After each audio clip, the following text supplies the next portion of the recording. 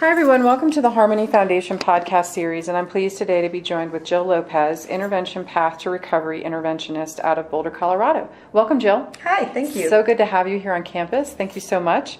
Before we get into the specifics around the intervention services that you offer, I'd like to talk with you a little bit about your background and what got you into the field of addiction treatment. Mm-hmm. Sure, be happy to. So I have been doing interventions, golly, for about 14 years. About 16 years ago, met a man who is known throughout the state, Howie Madigan, who is an interventionist. And he was an interventionist for Harmony Foundation.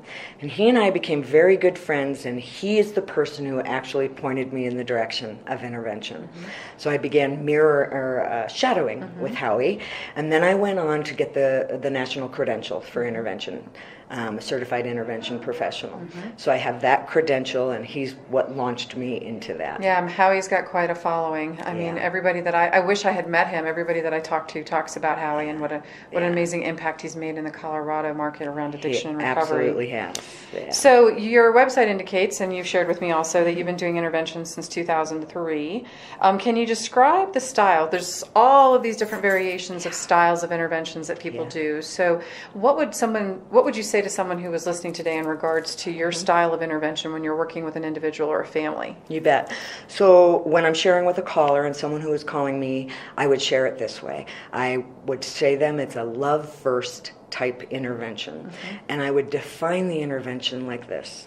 It is a very loving, dignified, respectful way to share with someone the reality of their life with a solution attached. I like that. And so when people are calling me, the efforts of individuals to help that person accept help have not yet worked. So what we look at doing is bringing together the power of a loving group.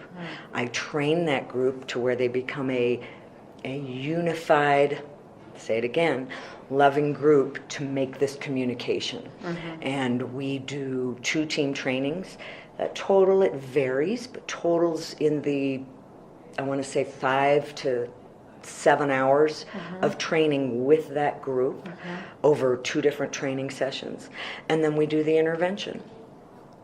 And so you really do include the individual who's suffering from the disease as a part of this intervention process. It's not this Johnson model that everybody talks about or the things that you see on TV where people are sort of surprised. So I'll share with you, actually they are surprised, Okay. but I'm going to say this in a lovely way.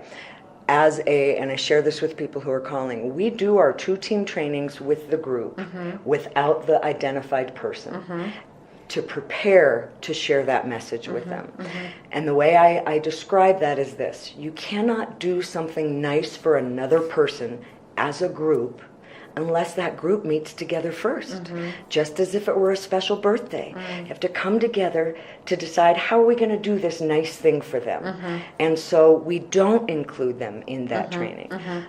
There are intervention models that do, and they're a longer process, and there's usually a very strong therapeutic component in that.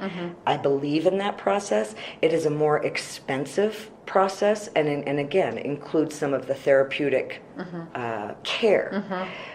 The Love First intervention works predominantly with the family and friends that are the intervention team to prepare them with my help to then lovingly share with that person the reality of their life with a solution attached so they can accept it right then and there. I like that. That's wonderful. And it sounds like it helps the individual feel like they can be more successful in the process and getting them to the next level. Very much so. That's great. Very much so for the families. Great. Most of the families that come together, and I keep saying families, but those teams can be a mixture of family and friends.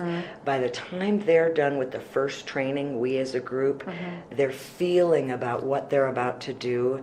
They are excited to do this lovely thing. That's for wonderful. someone. Yeah, so empowering Yeah. for sure. So you've obviously helped hundreds of families and individuals get into treatment and help them with their recovery.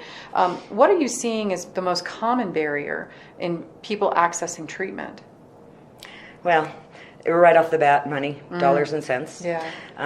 So People don't wake up and plan for I would just say addiction and that treatment, they do not have a nest egg sitting to the side for treatment. I also want to say education. So by the time people are calling me, and when I find, if you're asking about barriers to treatment, These loved ones who are trying to find help for somebody else that they love, they are making so many phone calls, and they need to organize, it seems, so many facts that they get lost in that process.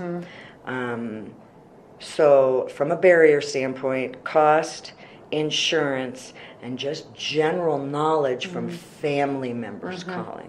So I'm happy when they do reach me so I can help to simplify Right, some of yeah, that. that's a good point. You can, because you've got so much knowledge Yeah. base on what goes on that you can kind of help provide direction, and that's good.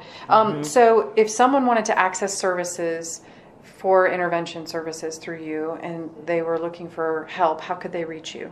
They could reach me directly by my phone, 303-882-5266. And I also have a website that people can contact through that website. That's interventionpathtorecovery.com. Wonderful, Jill. Thank you again for taking the time to come up to Harmony. We're really glad to have you here. You bet. Thank you, Gina.